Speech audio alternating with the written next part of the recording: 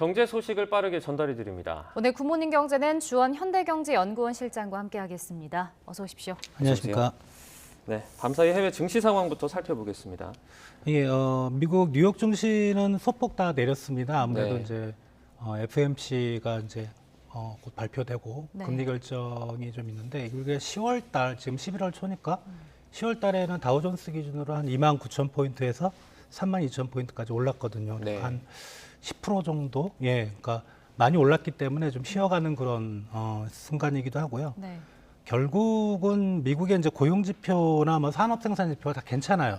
괜찮기 때문에 미국이 이제 이번에 11월에는 분명히 0.75%의 자이언트 스텝을 할 네. 거다라는 거는 이제 거의 기정사실인데 네. 이제 보통 그렇게 금리 결정을 하고 나서 이제 그 다음번 회의에 대한 힌트를 좀 주거든요. 네. 이제 뭐 긴축 기조를 강화하겠다, 좀 약화하겠다, 뭐 그런 코멘트에 대한 기대가 있기 때문에 0.75에 대한 뭐 요번 어제 해외 증시, 뉴욕 증시의 하락은 0.75에 대한 반응이 아니고 네. 앞으로 미국 연준이 어떻게 금리 정책을 할까 거기에 대한 이제 좀 약간 우려 섞인 모습 그렇게 해석을 하시면 될 것 같습니다. 네. 네.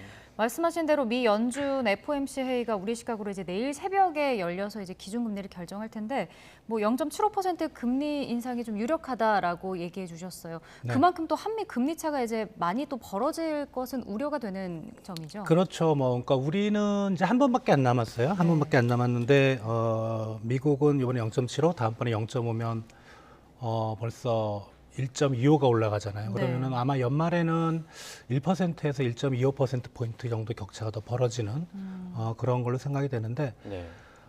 결국은 이제 올해의 어떤 한국과 미국의 금리 격차보다는 내년 넘어가서 이제 올해는 거의 끝나가니까 과연 어떻게 될지가 이제 중요한 상황일 것 같고요. 네.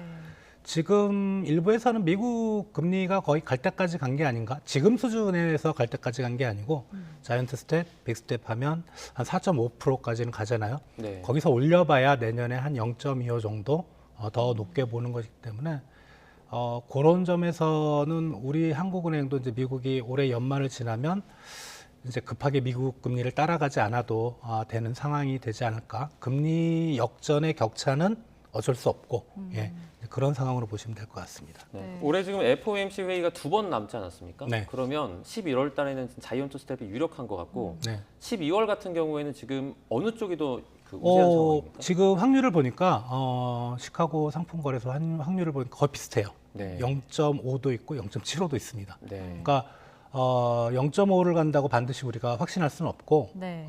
상황에 따라서는 예를 들어 뭐 이제 11월 아마 조금 그 요번에 FOMC 금리 결정이 나오면 아마 중순쯤에는 미국도 소비자 물가 지수가 발표될 거거든요. 네. 그게 생각보다도 높으면 12월에 0.75를 갈 수도 있어요. 근데 베이스는 일단은 0.5%가 조금 더 확률이 높다고 보시면 될 것 같습니다. 네. 네.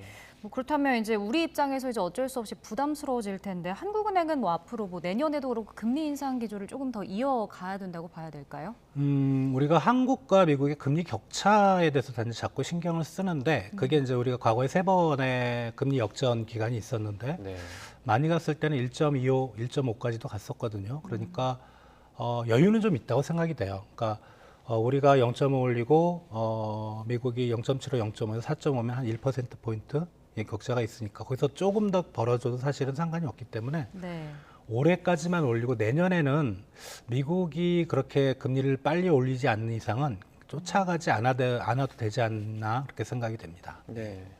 지금 한은이 그 이달 24일에 금통위를 열지 않습니까? 네. 이와 관련해서 상당히 좀 고민이 많을 것 같은데 뭐 빅스텝을 예상하십니까? 아니면 조금 더 높은 뭐 자이언트 스텝 예상하십니까? 자이언트 스텝은 좀 어렵고요. 왜냐하면 최근 레고랜드 사태도 있고 네. 기업 자금 시장의 문제, 뭐 가계부채도 있기 때문에 다만 이제 오늘 아마 이제 소비자 물가가 발표가 되죠. 네. 그게 상당히 좀 중요할 것 같아요. 지금 5%대 중반인데 그게 많이 안 내려간다면 뭐 우리가 기본적으로 예상하는 5%대 초반, 뭐 4%대는 어렵고 네. 좀 내려가 준다면 이제 한은의 부담이 좀 덜어질 텐데 그런 쪽이 많이 안 내려간다면은 빅스텝 이상의 뭐 0.75도 가능한데 네. 지금으로서는 0.75는 상당히 좀 금융시장에 충격을 크게 줄 것 같기 때문에 좀 무리가 있어서 한은도 1순위로는 생각을 안 할 것 같아요. 한은 내부에서도 네. 그렇게 생각이 됩니다. 그 선택지에 베이비 스텝은 아예 없습니까? 가능성은 있어요. 가능성은 있는데 아주 여러 가지 조건이 맞아야 되거든요. 네. 그러니까 뭐 예를 들어 뭐 간단한 예지만 소비자 물가 상승률이 5%대 중반인데 4%대로 떨어졌다. 네. 그리고 환율이 갑자기 뭐 1,400원 밑으로 떨어졌다. 1,300원대다. 그러면 베이비 스텝의 가능성도 있습니다. 근데 그건 거의 확률이 없다고 보시면 될 것 같습니다. 네. 네. 말씀해주신 대로 소비자 물가 지수가 이제 잠시 후에 발표가 될 텐데 일단 8월에 좀 정점을 찍고 2달 연속 하락세를 조금 보이지 않았습니까? 이번 네. 달은 어떻게 나올까요? 지금 아마 9월이 제 기억으로 5.6% 정도 되는 것 같아요. 전년 동월 대비. 그러면은 그거보다 한 0.23 정도 조금 떨어진다고 보시면 될 것 같은데. 근데 이제 그 저번 달 소비자 물가 지수 중에 일부 품목을 우리가 이제 핵심 물가라 그러죠. 근원 물가만 봤을 때는 그게 올랐어요, 오히려. 네.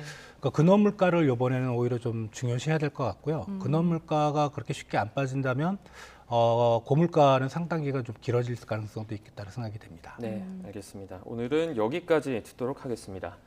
주원 현대경제연구원 실장과 함께했습니다. 고맙습니다. 고맙습니다.